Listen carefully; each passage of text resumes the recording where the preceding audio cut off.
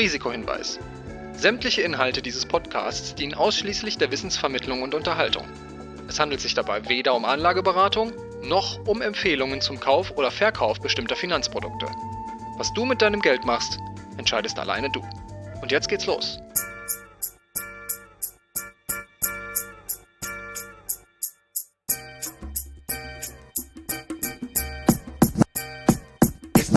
She Speaks Finance.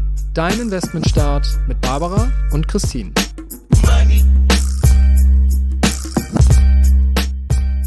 Hi und herzlich willkommen zur dritten Folge unseres Private Banking Kongress Spezials. Barbara, du warst ja auf der großen Investmentkonferenz hier in Hamburg unterwegs und hast schon mit Verena Pauster und Helen Windischbauer gesprochen. Wie ist denn so dein erstes Fazit? Wie war es da unterwegs zu sein und mit den Frauen zu sprechen?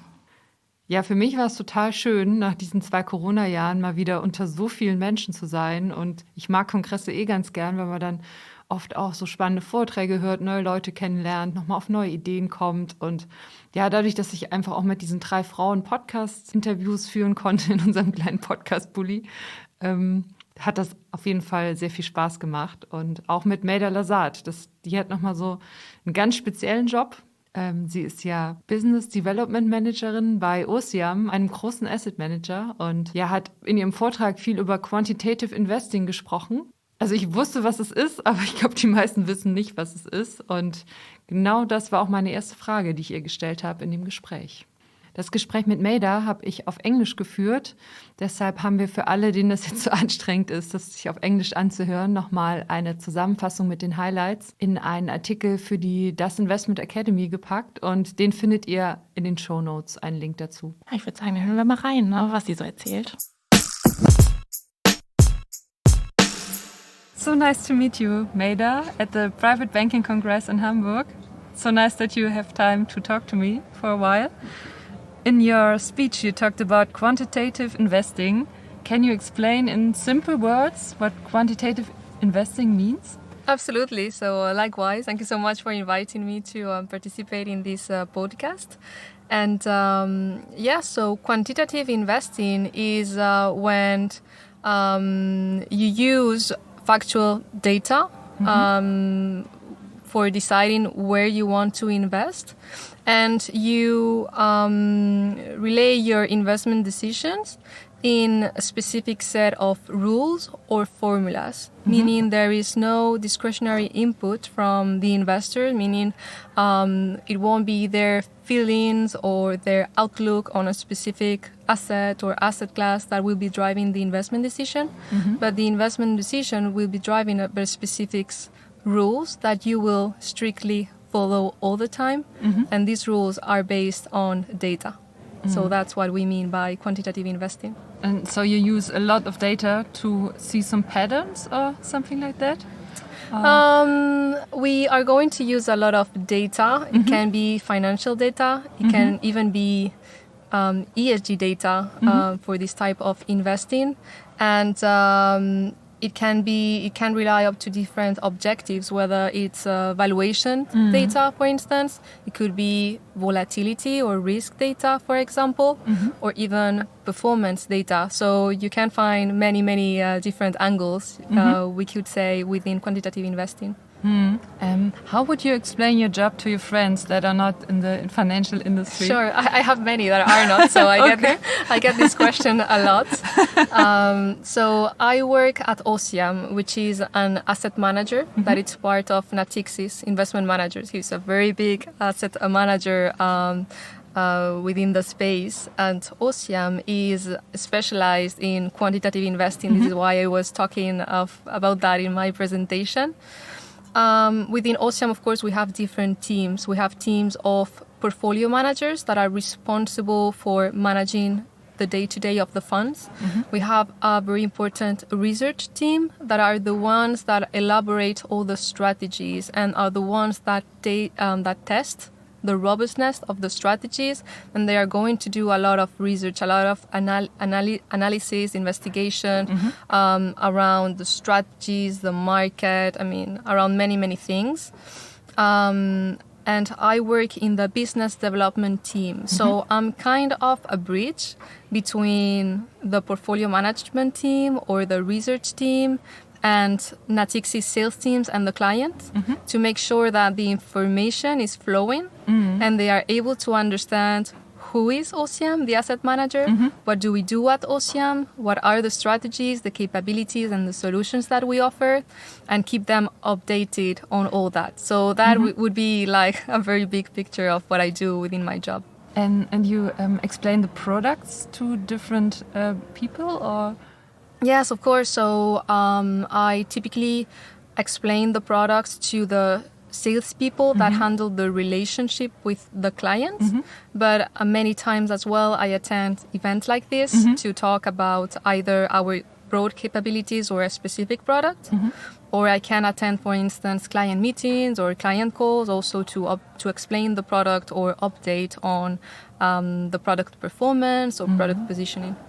And do you work for a long time in this job? And how did you get to this job? You must be quite good at mathematics. I mean, I don't consider myself especially good at mathematics, to be honest. I studied business administration, so I studied within a business school. I did specialized in finance. And I started right after university, actually. I was hired in, I'm Spanish. I was hired in Madrid right when I finished university by Natixis investment manager, so within the sales team based in Spain. And so this is how I started. So I was very, very young. That was like 9 years ago. And I started with a positioning of more of support. So I was helping all the sales team within Natixis investment managers to develop the distribution of mutual funds run within Natixis in that particular area, in that particular region. And then I continued to develop myself. I was very happy because it's a job that has allowed me to learn so many things about financial markets, about the business in the sense of the different clients, different needs they may have. So I was very happy and I continue that path. So then I changed within Natixis investment managers and I started to work in a sales position but based in Miami, so I changed the region. Miami, nice. Yeah, I was there working for 3 years actually. So it was very interesting because it allows you to learn and to understand also a region that its investment needs and investment culture may be slightly different. And also even the products they may use can be slightly different. So for instance, European investors tend to be more biased to Europe. US and Latin investors tend to be more biased towards US products. So it kind of changes as well. So it allowed me to learn many things. And then a year ago, I started this position in Ossiam as a business developer. It's similar, but also probably more technical, I would say, because I am more doing the bridge, as I was mentioning, between the portfolio managers and research team with sales and clients. So I need to be more specific on the knowledge and the understanding of the products. So it has allowed me to, if you want, develop myself and my career to something that is similar because it's still in the asset management world, is still client-facing, but probably a bit more specific on the products. So you always wanted to work in the financial industry? Since I was, let's say, older enough, yes. But actually, my parents are doctors. So in my family, it was kind of a new world. Nobody really understood too much that kind of business or industry. Because in my family, all they were speaking was about medicine. And so I started just to be attractive because it was a new world to me. So I started to say, well, I want to discover this. And the more I used to work on it, the more I liked it. So I just kept doing it. So what do you like most about your job? It's constant learning because everything is moving. Everything keeps changing. The market keeps changing all the time. the products keep changing because there's new trend, there's new development, there's new innovation. And even we see within the clients we work with, within the businesses we work with, there's also changes. There's regulatory changes. There's also us as investors that we change in what we want to invest in. So I feel you can never get bored because there are so many things to keep up and to learn. It's fascinating, yeah. Okay, and it's quite difficult to understand all the things, how they work together, right? I mean, it's a worldwide focus for you. And you in the products? Oh yeah, I mean, it goes with the experience, I guess, right? So the more you are working with them and the more experienced you are with what's going on in the markets, and you link it to the impact it may have in the products, obviously the more knowledgeable you get. But obviously you are as good as the people that surround you. So if you are a great team that has a great experience and great capabilities, you always, you get to capture something of it. So I would say that yes, but of course it matters a lot who you are working with which kind of people. I think that's the same in every job. For sure, yes, I believe yes. You sound like such an investment professional. How did you start investing yourself, and at what age? I started pretty young. I think my first kind of savings or bonus that I got, I invested them in a value equity strategy, actually. Okay. So that was a long time ago. But yeah, I had... it was for me like a huge step because I had my first savings that I managed to get with my first job. So my first step was, okay, let's invest it to see what do I get with that. And many women are not so familiar with finances, and especially the ones that hear our podcast. Are there any steps you would recommend beginners to take when they start investing? I mean, the first step is go ahead, do it. But of course, I would say try to speak with a professional or someone that knows how to do it and that can give you the best recommendations, because the situation of everyone is totally different. So the needs you might need from investing can be very different from what you have read in a newspaper or what your neighbor is doing. So I would say try to talk to someone that knows about this, that can give you a good recommendation of what should you be doing. Take in consideration the risk you can face. This is very, very important when investing.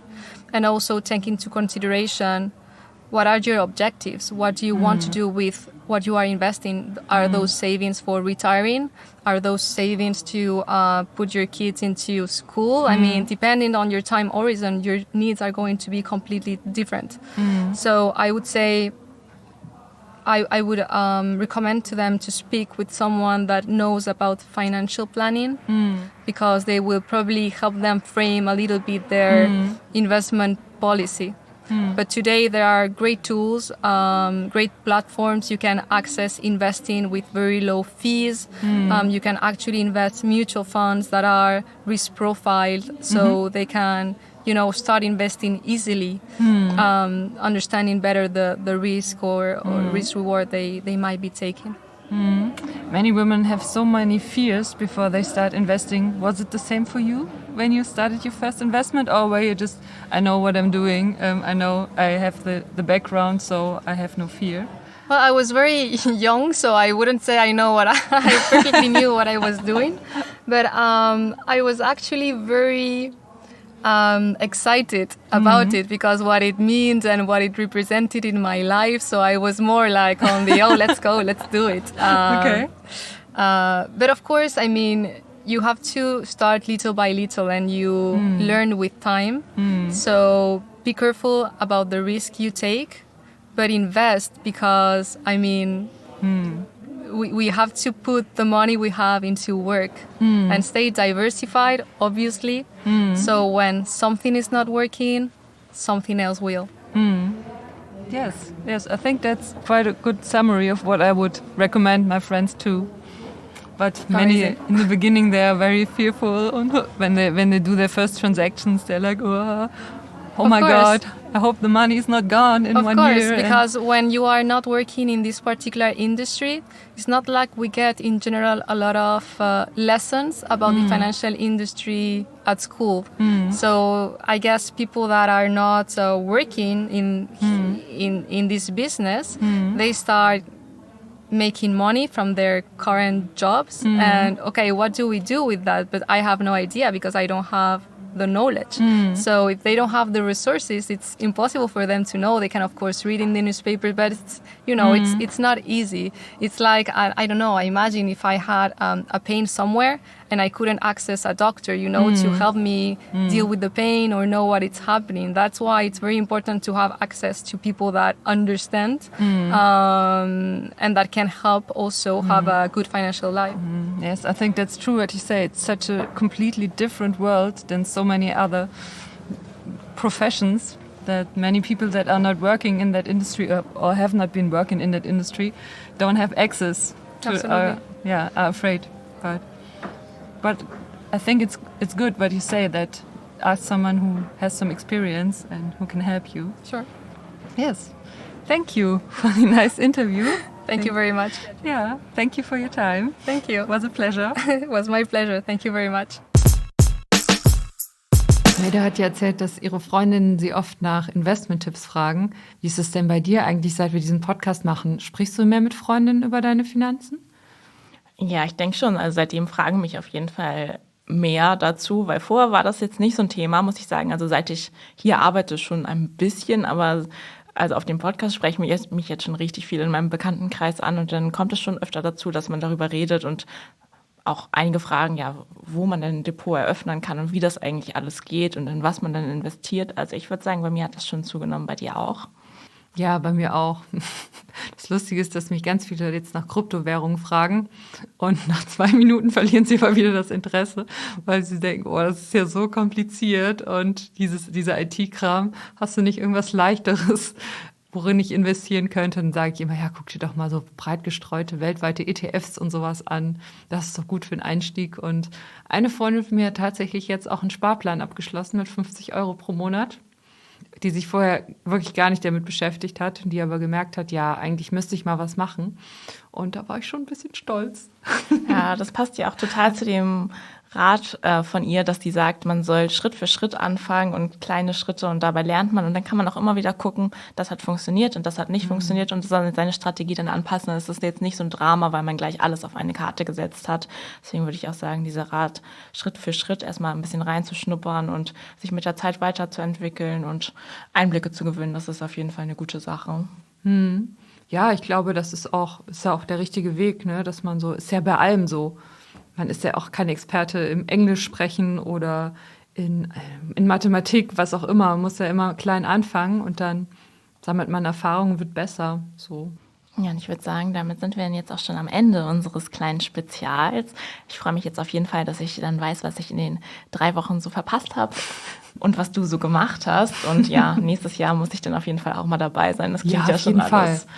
Ja, also da bin ich auf jeden Fall gespannt. Das möchte ich auch mal mit den ganzen spannenden Frauen sprechen. Nächstes Jahr machen wir das auf jeden Fall zusammen. Und ja, Podcast-Bully hat mich jetzt auch schon ein bisschen neugierig gemacht. Genau, aber nächste Woche geht es dann erstmal weiter mit der nächsten regulären Folge. Und dann hört ihr uns wieder am 2-wöchentlichen Takt wie gewohnt. Genau, aber die spannenden Themen bleiben auf jeden Fall und die spannenden Frauen auch. Da könnt ihr euch weiterhin freuen. Ja, und wie das immer so ist, kommentiert uns, liked uns, ladet euch die Folge runter, sagt allen, dass es uns gibt, die es noch nicht wissen. Und ja, wir freuen uns schon sehr auf die weiteren Folgen mit euch. Tschüss!